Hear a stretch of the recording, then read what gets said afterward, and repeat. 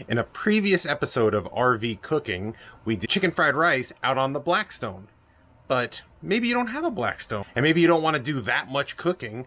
I have a simple dish for you that almost anybody can make. So let's take you into it. It's bacon cheddar cornbread, or corn muffins if you prefer. We're doing cornbread because of the pan we have. So come on, let's do some RV cooking.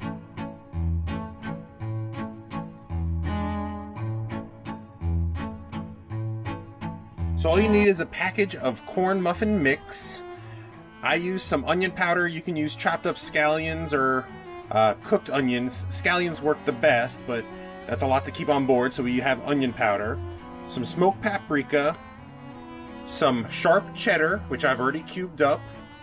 Some bacon, which I cooked up earlier this morning, which I've now diced. And the egg and the milk are just for the corn muffin mix. We have our bread pan. And we can either use the microwave, or in our case, we're gonna use the toaster oven. So what you do first is you make the corn muffin mix for the directions on the box. So we're gonna mix that up now, and then we'll be right back.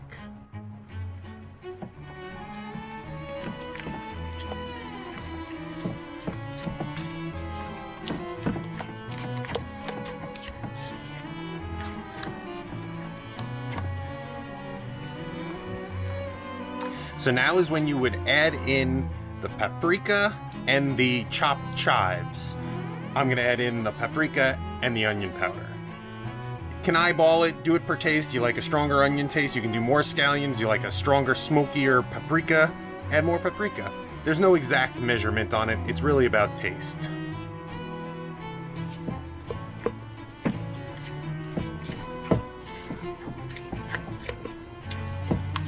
Just mix it up real good. Make sure all the flavors are distributed. Now we're gonna add in the cheddar. Everybody in the pool. And the bacon.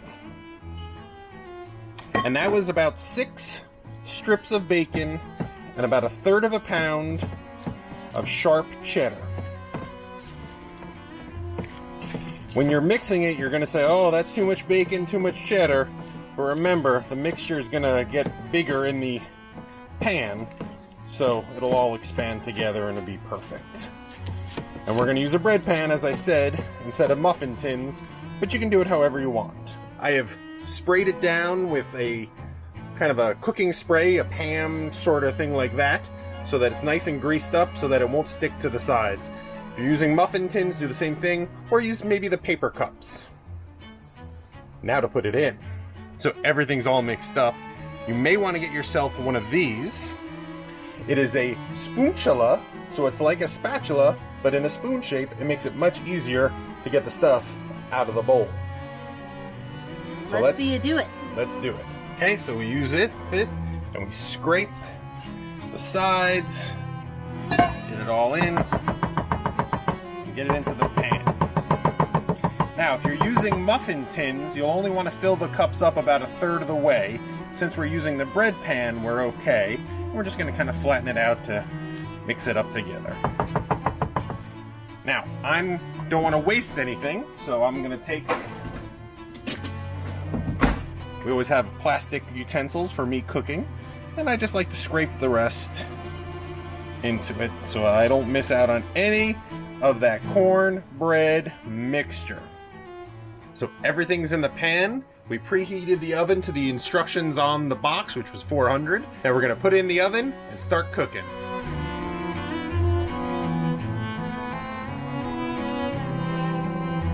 So it is all done cooking. Now we're going to let it sit and cool for a few minutes, and then I'll take it from the pan. It's all cooled, removed from the pan. It's all golden brown with the bacon and cheddar all bubbling inside, and it's ready to be cut up and served and had for a meal. So this meal is great because you can either have it by itself or you could pair it with something, and I think maybe we'll pair it with some leftover chili that we have. Que bella. Delicious.